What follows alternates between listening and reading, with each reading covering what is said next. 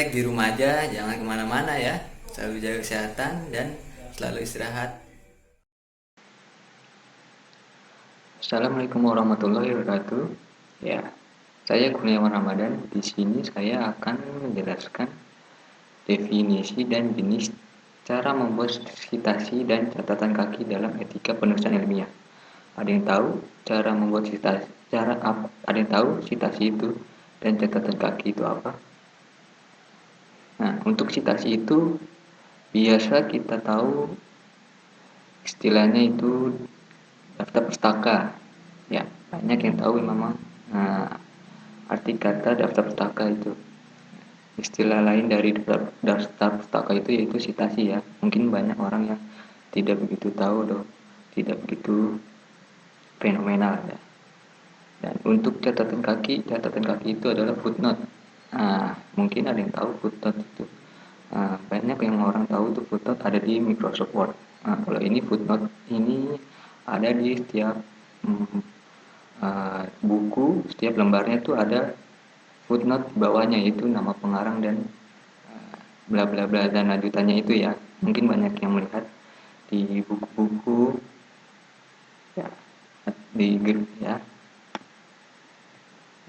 Oke, langsung saja kita lanjut. Nah, sebelum saya memaparkan materi saya akan menjelaskan beberapa pokok pembahasan saya yaitu satu, definisi citasi dan catatan kaki. Kedua, tujuan citasi dan catatan kaki. Ketiga, jenis-jenis citasi dan catatan kaki. Empat, unsur citasi dan catatan kaki. Oke, apa sih itu citasi? Ada yang tahu? Ya, memang citasi itu tadi kan sudah saya kasih tahu ya, itu daftar pustaka. Nah, untuk penjelasannya itu, nah citasi itu ialah referensi ke sumber yang dipublikasi maupun tidak. Nah, secara jelasnya, citasi itu ekspresi alfanumerik yang disingkat yang tertanam dalam tubuh sebuah karya intelektual yang menunjukkan entry di bagian referensi bibliografi karya untuk tujuan mengakui relevansi karya orang lain. Artinya, sebelum kita membuat citasi pasti kita tahu kan uh, apa itu ya. Dan sebelum itu kan kita menulisnya itu di sebuah karya ilmiah dan di situ kita bisa menampilkan atau menulis uh, sebuah materi yang kita cari dan untuk secara jelasnya kita bisa menulis nama referensi pembuatnya dan materinya dan juga tempat dan tahunnya ya agar kita tidak salah dalam membuatnya agar ya seperti itu. Nah, catatan kaki itu footnote ya, untuk nama istilah lainnya yaitu catatan kaki, tapi biasanya digunakan mahasiswa yaitu footnote. Nah, catatan kaki adalah daftar keterangan khusus yang ditulis pada bagian bawah setiap lembaran atau akhir bab karangan ilmiah. Nah, catatan kaki biasanya digunakan untuk memberikan keterangan, komentar, serta menjelaskan sumber kutipan pada penyusunan daftar bacaan. Nah, dalam kita membuat suatu makalah itu kita harus memaparkan atau menjelaskan footnote-nya di bawah ya, agar kita tahu bagi baca itu dari mana sih kita mencarinya ini ya, itu agar kita tidak salah. Apa sih tujuan pembuatan citasi dan catatan kaki? Ada yang tahu tujuan dari makna kata di atas? Nah, di sini saya akan menjelaskan tujuan dari pembuatan citasi dan catatan kaki. Dan untuk citasi,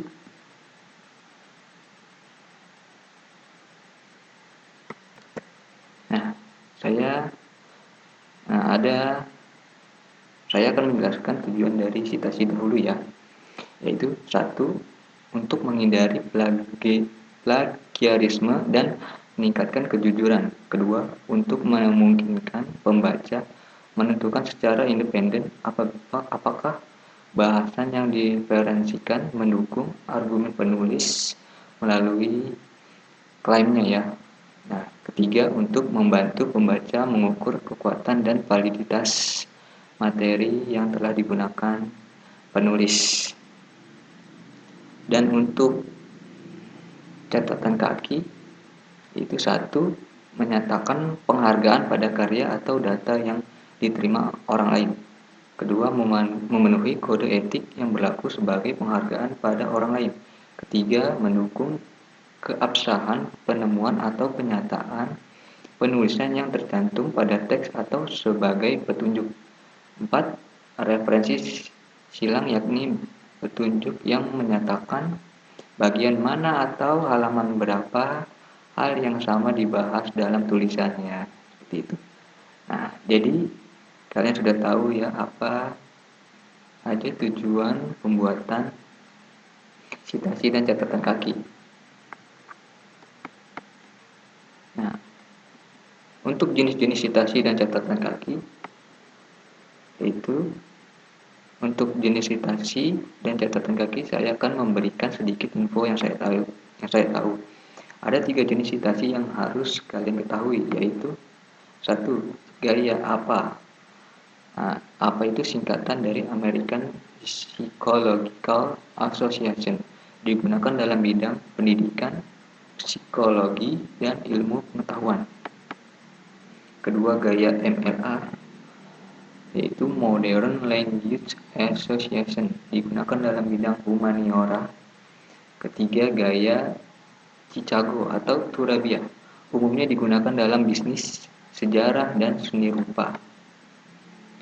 Jenis-jenis citasi dan catatan kaki yang kedua yaitu untuk jenis catatan kaki yaitu 1. IBID, yaitu singkatan dari ibidium yang berarti sama dengan di atas. Nah, kedua, op.sheet, yaitu singkatan dari opera sintatik yang artinya dalam karya yang telah dikutip. 3. Log.sheet, singkatan dari logo sintasti, artinya tempat yang telah dikutip.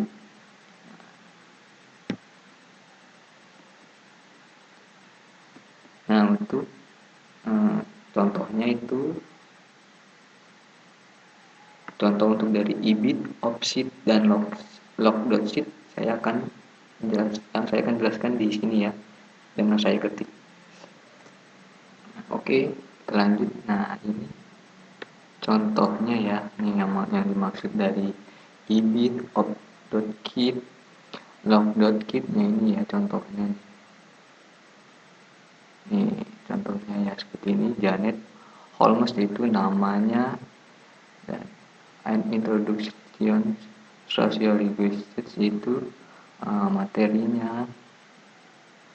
Nah, ini tempatnya London Longman. Nah, ini benar. Nah, yang London tempatnya, dan Longman ini penerbitnya ya. Nah, tahunnya 95, halaman ke 65. Nah, contoh yang kedua ini Abdul Shair. Ini namanya, nama pengarangnya. Kedua, materinya ini tentang pengantar sosiolinguistik, diterbitkan di Jakarta. Ini nama penerbitnya Erlangga, tahun 2000, halaman 34. Nah, ini seperti ini ya contoh-contohnya ya. Ini contoh jenisnya ini seperti ini. Ya. Contoh jenisnya seperti Janet Holmes dan Abdul Shair. Oke. Lanjut. Unsur citasi dan catatan kaki.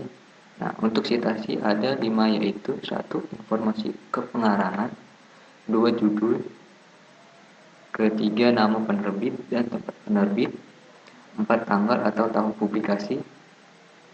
5. Halaman yang dikutip. Nah, ini 5-nya ya.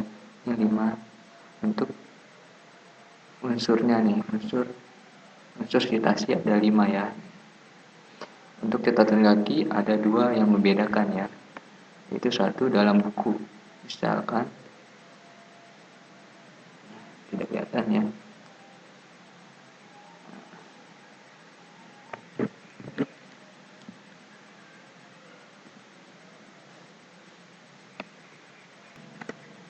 Oke, nah untuk yang catatan kaki ada 2 yang membedakan, yaitu 1, dalam buku. Nama pengarang, editor, koma, dan penerjemah ditulis berurutan diikuti dengan tanda koma ya. Harus setiap kata itu harus ada komanya ya. Judul buku ditulis dengan huruf kapital, kecuali kata tugas, dan diberi garis awal. Jadi maksudnya ini untuk catatan kaki ada dua ini ya. Dalam buku misalkan seperti ini ya, contoh citasi kan ada 5 nih. Nah seperti ini, informasi pengarangan, koma, judul, koma, nama penerbit dan tempat penerbit, koma, tanggal atau tahun publikasi, koma, halaman yang dikutip, titik. Nah, seperti itu ya maksud dari catatan kaki ini ya dalam buku ya, seperti itu. Oke, lanjut. Nah, yang kedua, kan tadi kan unsur catatan kaki kan ada dua dibedakan ya. Nah, ini yang keduanya, dalam artikel dan majalah berkala. Nah, ini dia punya tulisan tersendiri, dia beda ya. Nama pengarang, titik, judul artikel yang ditulis diantara tanda kutip. Nah, ya seperti itu ya. Jadi dia maksudnya itu dia menggunakan tanda kutip ini dulu ya, baru kita tulis nama pengarang, judul artikel, dan bla bla bla dan lain-lainnya ya. Nah seperti itu. Oke, sekian paparan materi saya. Jika ada salah dalam penjelasan tolong dimaafkan ya. Oke, terima kasih. Sekian. Wassalamualaikum warahmatullahi wabarakatuh.